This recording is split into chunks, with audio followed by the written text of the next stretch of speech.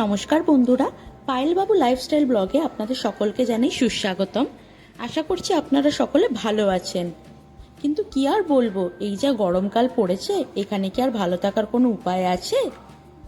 কিছুদিন আগে একটা ভিডিওতে দেখছিলাম দিল্লির জামা মসজিদের কাছে পাওয়া যাচ্ছিল মোহাব্বতের শরবত, খুব ফেমাস একটা দোকানে। তা যা গরম পড়েছে, ভাবলাম একবার নিজেও বাড়িতে বসে ট্রাই করি।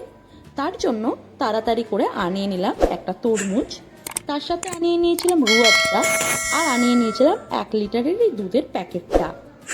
এই ভিডিওটা আমার কাছে খুবই স্পেশাল, কারণ এই ভিডিওটা কিন্তু আমি একা করিনি, হাত লাগিয়েছিল আমার মেয়েও। আর এটা দিয়ে বানিয়ে নিয়েছিলাম মোহাব্বতের শরবত। চলো দেখি কি করে বানালাম। প্রথমে তরমুজটাকে ভালো করে টুকরো টুকরো করে আমাদেরকে কেটে নিতে হবে। চলো তাহলে তরমুজটা কেটে নিই। প্রথমে খুব সুন্দর করে কাটার দরকার নেই, ছোট ছোট পিস করে কেটে নিলেই হবে। তরমুজটাকে ভালো করে কেটে নিলাম।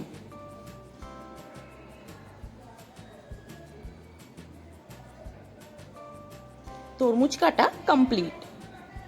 আর এদিক দিয়ে আমার মেয়ে একটা একটা করে তরমুজ তুলে খেয়ে নিচ্ছিল। তরমুজ কাটা শেষ হলে নিয়ে নিয়েছিলাম একটা বড় পাত্র। এটার মধ্যেই আমি আজকে মোহাব্বতের শরবত বানিয়ে দেখাবো। প্রথমে দুধের প্যাকেটটা ছিঁড়ে পুরো দুধটা এই পাত্রর মধ্যে ঢেলে নিলাম।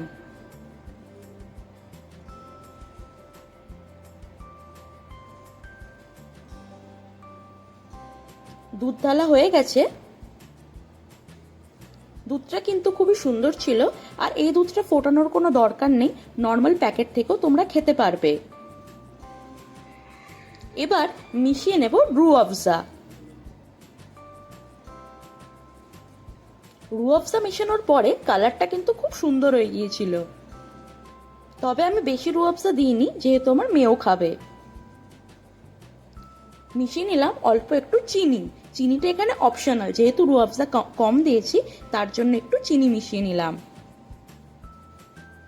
এবার ভালো করে নেড়ে নেব। ভালো করে চিনিটা গোলা অবধি একটু নাড়তে থাকবো।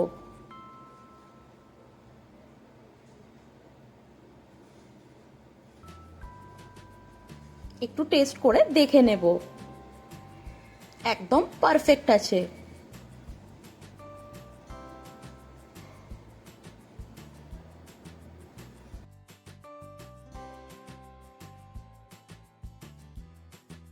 ভালো করে মিক্স করে একবার একটু টেস্ট করে দেখে নেব। আর এখানে দেখতে পাচ্ছ একটা আস্ত বরফের টুকরো আমি নিয়ে নিয়েছি এটাতে দেওয়ার জন্য।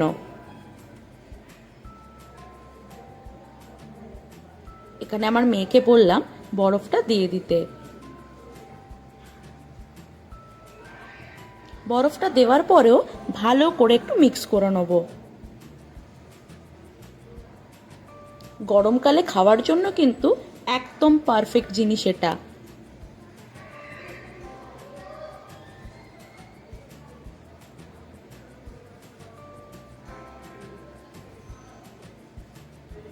বরফটা দেওয়ার জন্য একদম ঠান্ডা হয়ে গিয়েছিল। আর এখন মিক্স করে নেব বাকি তরমুজের টুকরোগুলো।